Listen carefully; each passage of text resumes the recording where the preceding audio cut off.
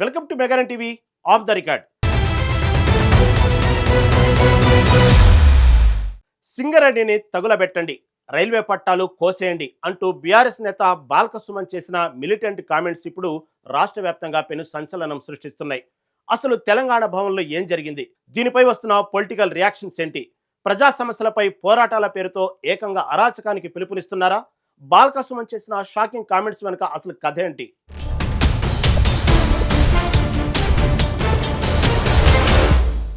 అధికారంలో ఉన్నప్పుడు ఒకలా, అధికారం పోయాక మరోలా అన్నట్టుంది గులాబీ నేతల ప్రస్తుత పరిస్థితి.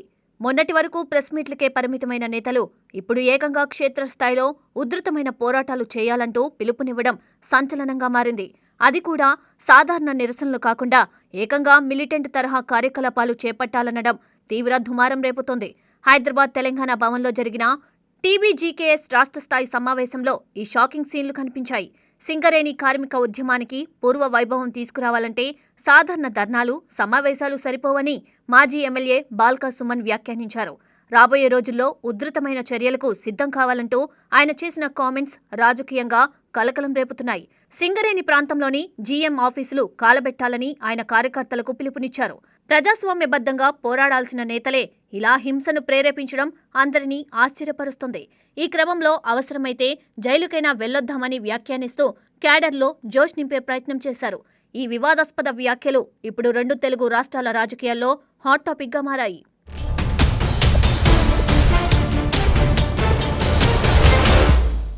బీఆర్ఎస్ అంతర్గత పరిస్థితులపై బాల్క సుమన్ చేసిన వ్యాఖ్యలు ఆ పార్టీ నైతిక స్థైర్యాన్ని ప్రశ్నిస్తున్నాయి. జాతీయ రహదారులు దిగ్బంధం, ధర్నాలకు పిలుపునిస్తే రైతులు రావడం లేదని ఆయనే స్వయంగా అంగీకరించడం విశేషం. నిరసన క్షేత్రంలో 5-6 రైతులు వస్తే మన పార్టీ వాళ్లే 100 మంది ఉంటున్నారంటూ వాపోయారు. ప్రజా మద్దతు కరువైందన్న చేదు నిజం ఆయన మాటల్లో స్పష్టంగా వ్యక్తమైంది. అందుకే ఇక ముచ్చట్లు, సోషల్ మీడియా ప్రచారాలు మాత్రమే చేస్తే సరిపోదని కార్యకర్తలకు దిశానిర్దేశం చేశారు. క్షేత్రస్థాయిలో సీరియస్గా మిలిటెంట్ యాక్టివిటీ చేయాలని ఆయన పిలుపునివ్వడం తీవ్ర చర్చకు దారితీసింది. మందమరి జీఎం ఆఫీస్ అయినా, హైదరాబాద్లోని సింగరేణి భవన్ అయినా సరే వదిలిపెట్టొద్దన్నారు.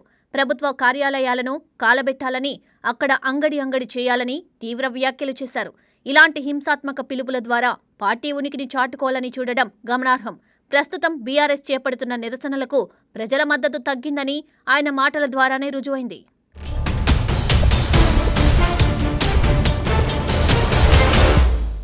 కార్యకర్తలను రెచ్చగొట్టే క్రమంలో బాల్క సుమన్ చేసిన వ్యాఖ్యలు అన్ని పరిధులను దాటేశాయి.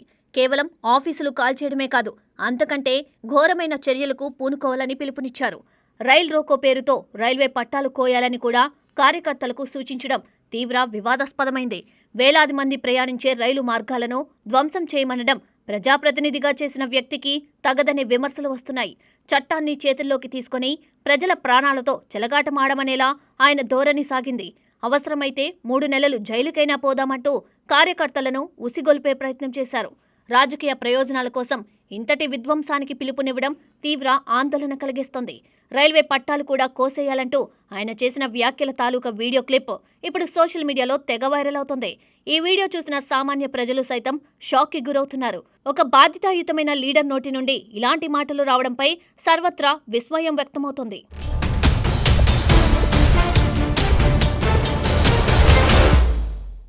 విధ్వంసానికి పిలుపునిచ్చే క్రమంలో బాల్క సుమన్కు కార్యకర్తల నుండే ఊహించని ప్రశ్న ఎదురైంది. ఈ మీటింగ్లో ఒక కార్మికుడు లేచి ఇవన్నీ చేయాలంటే పైసలు కావాలే కదా అని సుమన్ను నిలదీశాడు. ఆ ప్రశ్నకు సుమన్ ఇచ్చిన సమాధానం వింటే ఎవరైనా ముక్కున వేలేసుకోవాల్సిందే. నువ్వు ముందు ఆఫీసులు కాలబెట్టు, ఆ తర్వాత పైసలు తండోపతండాలుగా వస్తాయని బెదిరించారు. ఒక్క ప్రభుత్వ ఆఫీసును కాలబెట్టి చూడు, పైసలు ఎవడివ్వడో నేనే చూస్తానంటూ సుమనిచ్చిన సమాధానం మరింత వివాదాస్పదంగా మారింది. అంటే హింసకు పాల్పడితేనే నిధులు అందుతాయనే అర్థం వచ్చేలా ఆయన మాట్లాడడం సంచలనం సృష్టిస్తోంది. ఈ వ్యాఖ్యల వెనుక ఉన్న ఆంతర్యమేమిటనే దానిపై రాజకీయ వర్గాల్లో పెద్ద ఎత్తున చర్చ నడుస్తోంది. డబ్బుల కోసం, వసూళ్ల కోసమే ఇలాంటి అరాచకాలను తెరతీస్తున్నారా అనే అనుమానాలు వ్యక్తమవుతున్నాయి. బీఆర్ఎస్ యూట్యూబ్ లైవ్లో వస్తున్న ఈ వ్యాఖ్యల తీవ్రతను అక్కడి సోషల్ మీడియా టీం వెంటనే గ్రహించింది. లైవ్ ఫీడ్ నుండి ఆ వివాదాస్పద కంటెంట్ డిలీట్ చేసినా అప్పటికే జరగాల్సిన నష్టం జరిగిపోయింది.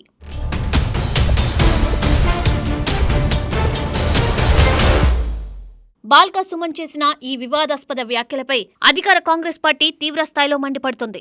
సుమన్ ఒక రాజకీయ ఉన్మాదిలా మారారంటూ రవాణా శాఖ మంత్రి పొన్నం ప్రభాకర్ ధ్వజమెత్తారు. అధికారం కోల్పోయిన నైరాశ్యంలో ఏం మాట్లాడుతున్నారో ఆయనకే తెలియడం లేదని విమర్శించారు. కార్మికులకు తల్లిలాంటి సింగరేణి ఆఫీసులను తగలబెట్టమనడం దారుణమైన విషయమన్నారు. ప్రభుత్వ ఆస్తులను ధ్వంసం చేయాలని చూస్తే చట్టం ఊరుకోదని హెచ్చరించారు. రైల్వే లైన్లను పాడు చేయాలని చూసిన సుమన్పై రైల్వే శాఖ వెంటనే కేసు నమోదు చేయాలని డిమాండ్ చేశారు. సమాజంలో అలజడి సృష్టించాలని చూస్తున్న ఇలాంటి నేతలను కఠినంగా శిక్షించాలన్నారు. బీఆర్ఎస్ పార్టీకి నిజంగా ప్రజాస్వామ్యంపై నమ్మకం ఉంటే ఆయనను వెంటనే సస్పెండ్ చేయాలని డిమాండ్ చేశారు. ప్రతిపక్షంలో ఉన్నంత మాత్రాన రాష్ట్రంలో అలజడులు సృష్టిస్తామంటే చూస్తూ ఊరుకోబోమని కాంగ్రెస్ నేతలు స్పష్టం చేస్తున్నారు. ఈ వ్యవహారంపై ప్రభుత్వం కూడా సీరియస్గా యాక్షన్ తీసుకునే యోచనలో ఉన్నట్లు తెలుస్తోంది.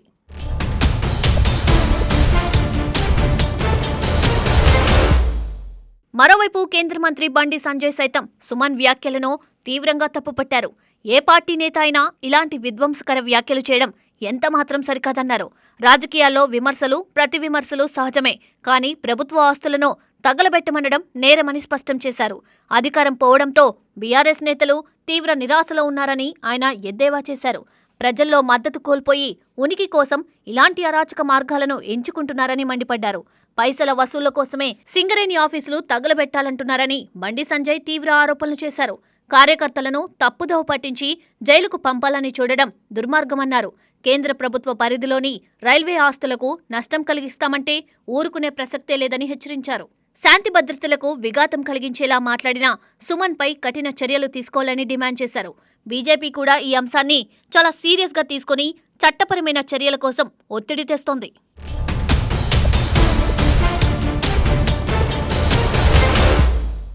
ప్రతిపక్షంలో ఉన్నప్పుడు ప్రజా సమస్యలపై పోరాడడం ప్రజాస్వామ్యంలో సహజమైన ప్రక్రియే.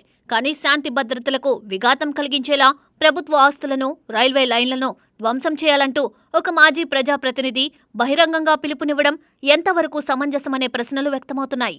ఒకవైపు ప్రజాస్వామ్య నిరసనలు అంటూనే మరోవైపు మిలిటెంట్ వ్యాఖ్యలు చేయడం ద్వంద్వ విధానాన్ని సూచిస్తోంది. బాల్కా సుమన్ చేసిన కామెంట్స్పై రాజకీయ దుమారం ఇంకా కొనసాగే అవకాశాలు స్పష్టంగా కనిపిస్తున్నాయి. ఆయన వ్యాఖ్యలు కేవలం ఒక వ్యక్తిగత అభిప్రాయమా లేక పార్టీ వ్యూహమా అనేది తేలాల్సి ఉంది. మరి ఈ తీవ్రమైన వివాదంపై బీఆర్ఎస్ అధిష్టానం ఎలా స్పందిస్తుందనేది ఇప్పుడు అత్యంత ఆసక్తికరంగా మారింది. పార్టీ లీడర్షిప్ ఈ వ్యాఖ్యలను సమర్థిస్తుందో లేక ఖండిస్తుందో చూడాలి. బాల్కా సుమన్పై చట్టపరమైన చర్యలు ఉంటాయా లేదా అనేది రాబోయే రోజుల్లో తేలనుంది.